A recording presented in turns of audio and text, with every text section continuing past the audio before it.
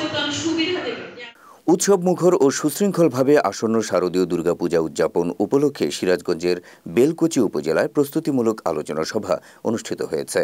মঙ্গলবার সকালে বেলকুচি উপজেলা অডিটোরিয়ামে এই সভা অনুষ্ঠিত হয়।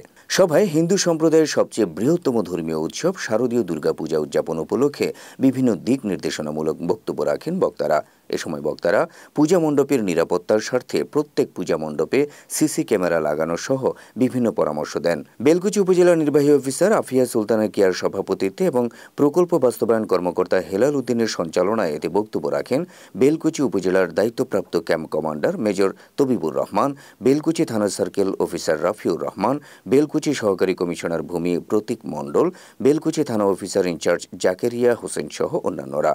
এই সময় বাংলাদেশ হিন্দু বৌদ্ধ খ্রিস্টান ঐক্য পরিষদের সভাপতি জয়শঙ্কর শাহ, বেলকুচি উপজেলা বিএনপির আহ্বায়ক নুরুল ইসলাম গোলাম, উপজেলা বিএনপির সদস্য সচিব বনে আমিন, বেলকুচি উপজেলা জামায়াত আমির আরিফুল ইসলাম সোহেল, বেলকুচি উপজেলা ছাত্র সমন্বয়কের আহ্বায়ক মুসা হাশিমি সহ উপজেলার বিভিন্ন পর্যায়ের নেতৃবৃন্দ উপস্থিত ছিলেন। আমাদের পূজা, আমাদের ঈদ আবহমান বাংলাদেশে আমরা সবাই যার যার মতো ধর্মীয় ভাব গাম্ভীর্যের মধ্যে উদযাপন করেছি। এবারও যেন সেই